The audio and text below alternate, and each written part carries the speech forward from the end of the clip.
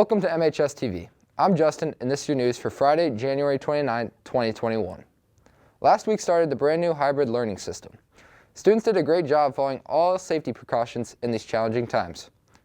While the first week was a challenging one, it went well and it was great to see students back in the building. Make sure to follow all the guidelines so we can ensure a safe in-person learning environment for the rest of the year. Students are busy practicing for the new Performing Arts Showcase here at MHS. The showcase is a one-night event that will highlight students' talents as they perform different types of fine art acts. The showcase will feature live music, dancing, and theatrical skits. The students begin practicing earlier this week and will get to experience, for the first time, the auditorium's new LED lighting system that was installed during winter break. The performance is set to open March 6th. Good luck to everyone involved. Earlier in the year, we teased a new cool project happening here at MHS. The project is the refurbishing of a Model A car, and work is progressing smoothly. The team has moved the car to Mr. Modlin's room and are now putting the car back together, while refurbishing the car to make it look better than it did when they started. As this wild year comes to a close, it's time to start thinking of next year here at MHS. There are so many classes to choose from, it may be hard to decide. If you have an interest in photography, you can join Miss Marsh in her photography class. Do you enjoy engineering or robotics? Look into class with Mr. Modlin or Mr. Marsh. Do you enjoy drawing or creating visually stunning art on computers? Look into Mr. Sargent's classes. There's also space here at MHStv or in Mr. Reynolds' radio and TV class.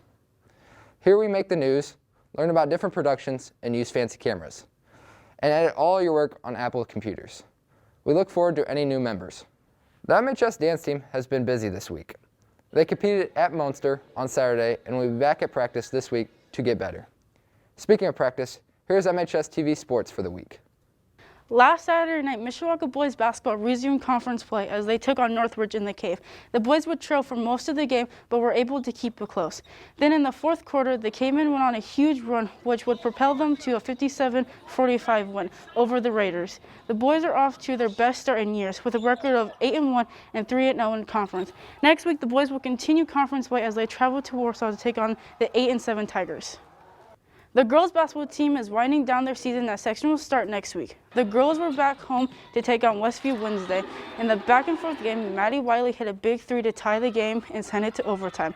In overtime, the Cavemen finished strong and came away with the victory. The girls will take on Riley next Thursday in the first round of sectionals. You can watch the game at IHSATV.org. As the season comes to the close, the swim and dive team are looking at sectionals and breaking personal records. Last night, the boys competed in NLC prelims. Of those who qualified for the finals will swim tomorrow. Tonight, senior Dakota Stone will travel to Northridge for the diving prelims and finals. Next week, the girls will have their sectionals at Riley's. Prelims will be Thursday night and finals on Saturday to conclude their season. And the boys will wrap up at Penn on February 18th and 20th. Good luck on the rest of the postseason. The wrestling team has been off for the last week as they prepare for the biggest event of the season, sectionals. The team will compete as both individuals and as a team here at MHS tomorrow starting at 9 a.m. You can watch the entire sectional event at IHSATV.org. After a 3-year absence, the backyard brawl is back. Mishawaka and Penn are scheduled to square off again on the field in 2023, one of the biggest rivals in northern Indiana. Penn and Mishawaka are on the field once again in 2023. Now back to our news. I'm Kyle, and here's a look at some national news updates. With President Biden now being in office, he has issued a new plan to reopen schools. His most specific goal being the majority of K-8 schools to open within 100 days. He plans to advance production of the vaccine to get more tests to schools in order to detect the virus. He has also issued a nationwide mandate on masks due to rising COVID cases, especially in public places and in public transportation such as trains, planes, and buses.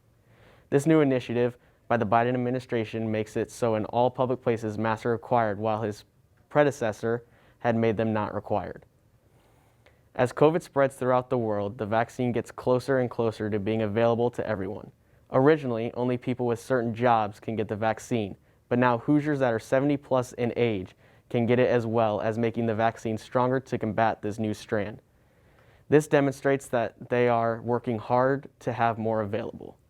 That's all your news for today. Shout out to Jason DeWilkins. Have a great day, Cavemen.